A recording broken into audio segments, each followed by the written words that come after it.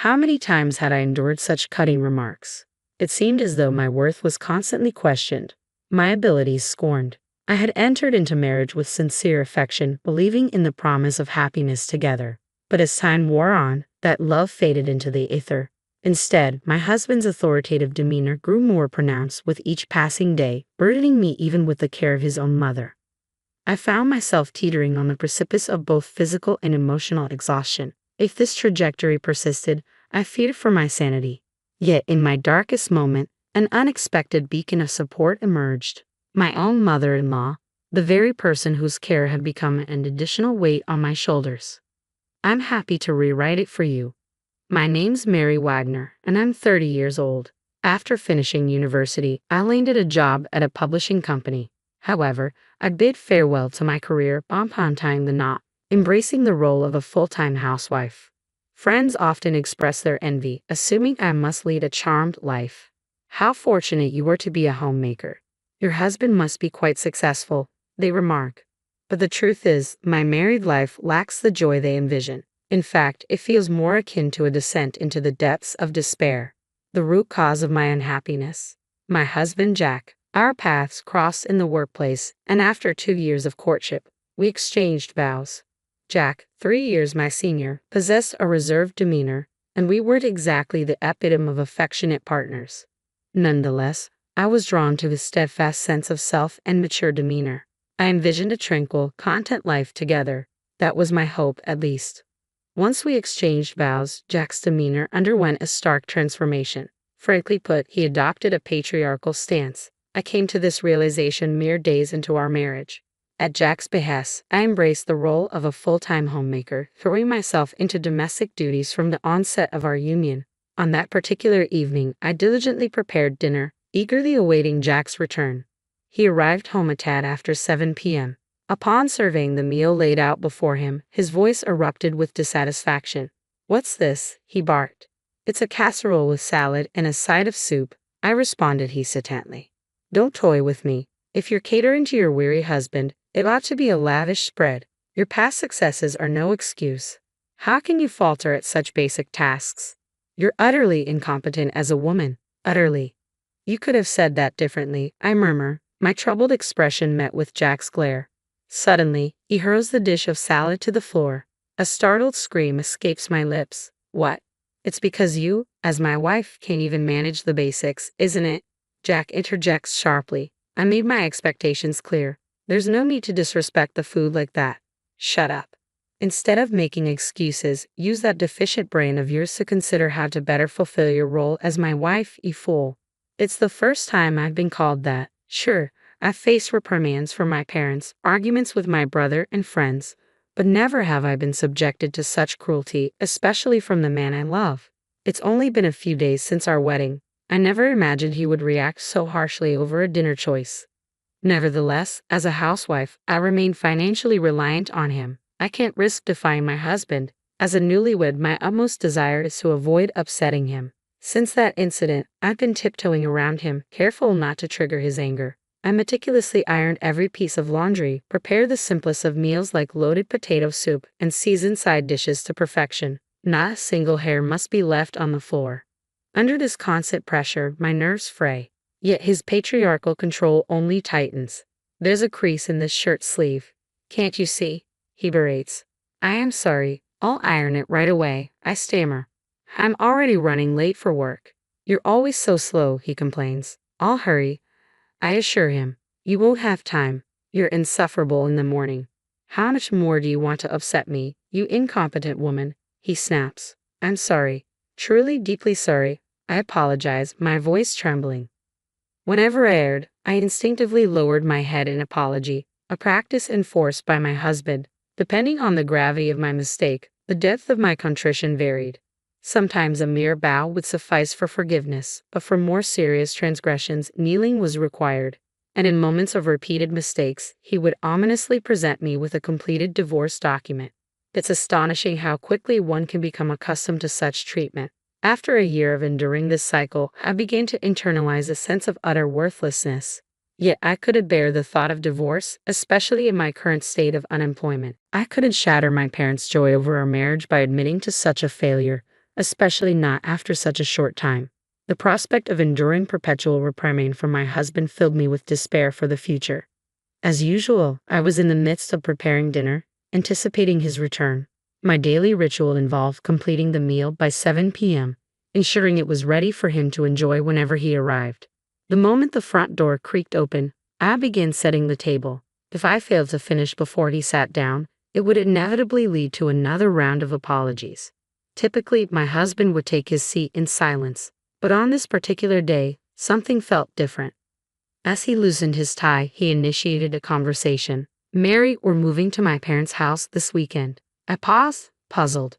"Your parents' house? You mean your mother's place?" He nodded. "Yes, that's correct." "Have everything packed by then?" I couldn't help but inquire, "Why the sudden change, Jack? You've always been adamant about not returning to your parents' house." His icy stare silenced my probing, and after a momentary pause, he spoke. "My mother had a fall, and living independently has become too challenging for her." My concern surged. "We should go to her immediately. She's been in the hospital for a week. We'll move once she's discharged this weekend," he explained. "I understand now," I replied quietly.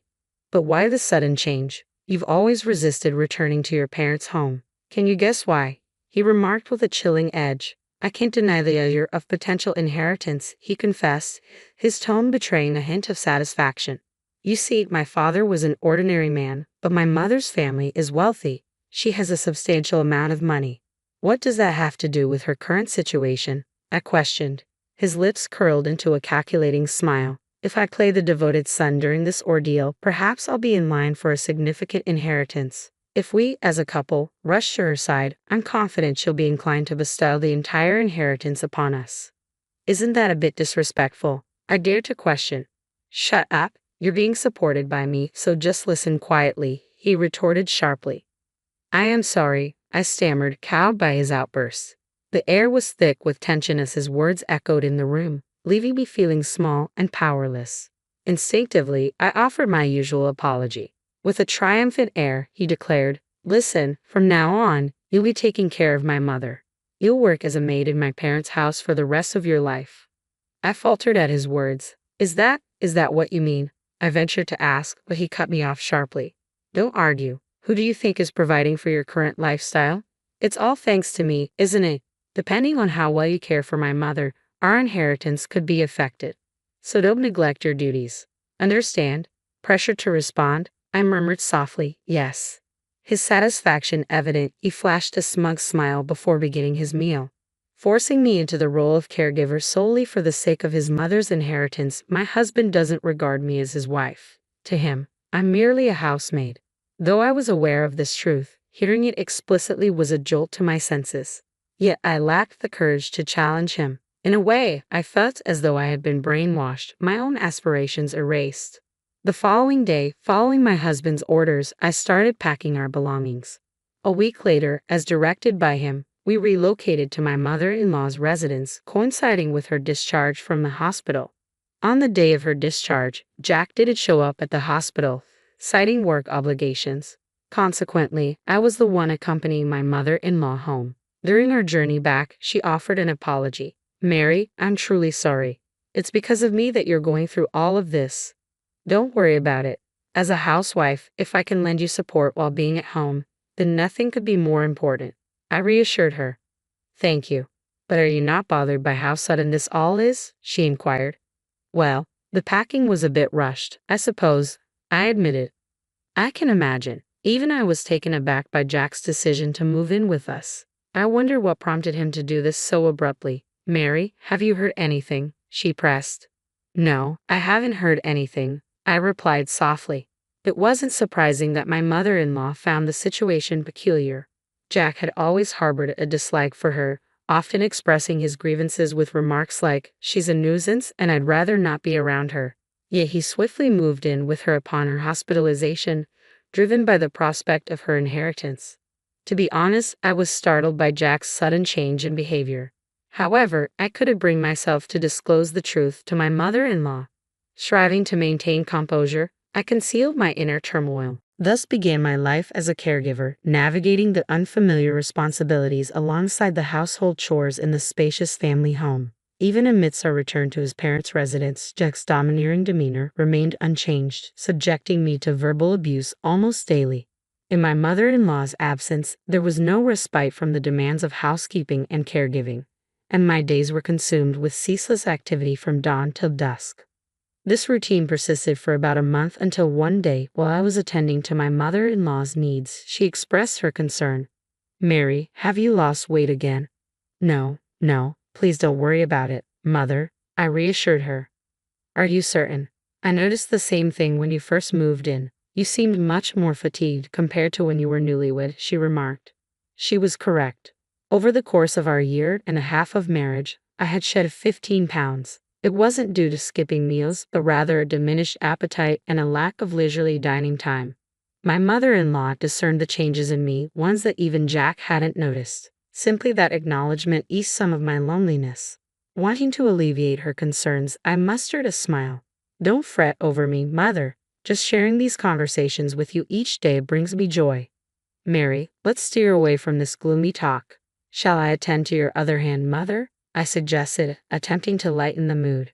"Oh yes, please," she responded.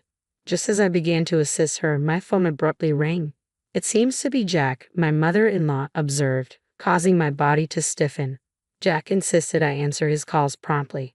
However, with a wet towel in hand, I couldn't respond immediately. Yet I knew any delay would provoke his anger. Utilizing my elbow, I managed to tap the answer button and switched the call to speaker. "Hello," I greeted hesitantly. Instantly, a barrage of angry shouts erupted from the other end of the line. "Hey, don't play games. Why did you answer immediately?" Jack demanded furiously. I'm sorry. I was a bit preoccupied," I stammered, bracing myself for his wrath. "What? A maid should answer on the first ring. But I was occupied and couldn't," I explained. "Didn't I always tell you not to talk back? You're so frustrating. Why are you so incapable?" Jack's voice seethed with anger. I'm sorry," I apologized meekly. "Are you ensuring the old lady is properly cared for? The inheritance hinges on your performance. Do you understand?" he pressed. Being humiliated in front of my mother-in-law filled me with shame. Jack continued to hurl insults, branding me incompetent and bothersome, before abruptly ending the call. Following Jack's tirade, a weighty silence engulfed the room. It was my mother-in-law who broke it. "Mary, was that Jack? Does he always speak to you like that?" Yes, but it's my fault. I am incompetent," I admitted quietly. "What nonsense is that? You're such a kind and wonderful girl, Mary," she reassured me with sincerity. "Mom, I can't ignore this, Mary. It's time to take a stand." "Huh." My mother-in-law then proposed a plan. Following her lead, I gathered all of Jack's belongings and deposited them in the yard before locking the front door. Together, we awaited Jack's return. Several hours passed before we heard noises from the entrance. It was likely Jack, but the locked door remained impassable. Ignoring the intercom's persistent chimes, I followed my mother-in-law's instructions. Eventually, my phone began to ring. It was Jack. Switching the call to speaker, I answered, "Hello." He began shouting immediately, "Hey, stop playing games. Open the front door this instant." "I can't do that." "What? What do you mean?" "This is your mother's directive." Unable to grasp the situation, he continued to shout, "Stop messing around and open it now." In response, my mother-in-law's voice rang out, cold and resolute, "The one who's messing around here is you, you fool." "Mom, I always knew you were distant, but I never imagined you would treat your wife like this." "No, that's not. I sensed something was amiss when you suddenly moved in to exploit your wife and rely on inheritance. How could you lead such a disgraceful existence?" my mother-in-law admonished. "No, that's not true," Jack protested. "What's not true? I have no intention of leaving you any inheritance. If you understand, get lost. This is my house. You will never be allowed back in." Flustered by my mother-in-law's accusations, Jack began pounding on the door. Through the phone, I could hear him pleading, "Please, do something. I have an ally in my mother-in-law. I won't be manipulated any longer," I declared with resolve. Addressing Jack firmly over the phone, I stated, "I want a divorce. I can't continue with you any longer." "What? What are you saying?" he exclaimed in disbelief. "Enough. I refuse to remain married to a man like you any longer. I refuse to squander my life. I refuse to sacrifice my own happiness for yours, I declared resolutely. Dee, don't be ridiculous.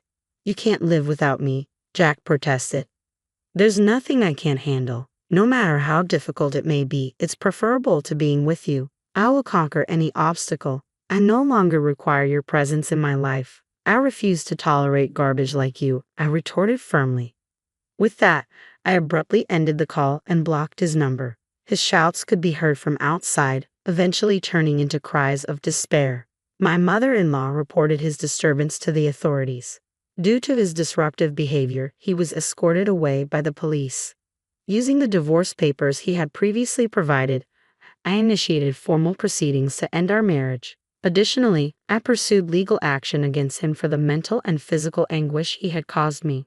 With my mother-in-law's support as a witness, the legal proceedings progressed smoothly. After compensating me with a lump sum, Jack's savings were depleted. Furthermore, his employment was terminated by his company upon discovering his police record, relegating him to a lower position. Naturally, my mother-in-law declined to leave her inheritance to Jack. After consulting with a lawyer and honoring my mother-in-law's wish to entrust everything to me, it was agreed that she would transfer approximately $1 million to me annually. I continue to provide care for my mother-in-law in her home. It's the least I can do for her now. Mary, I'm deeply sorry for always burdening you. Even after divorcing Jack, you're still here caring for me. Why do you say that, Mom? I should be the one thanking you. Truly, I feel blessed to have a daughter like you. The feeling is mutual. Let's continue to support each other, all right? My life alongside my mother-in-law is now filled with more joy than I could have imagined. I'll strive to do everything within my power for her until the end of her days.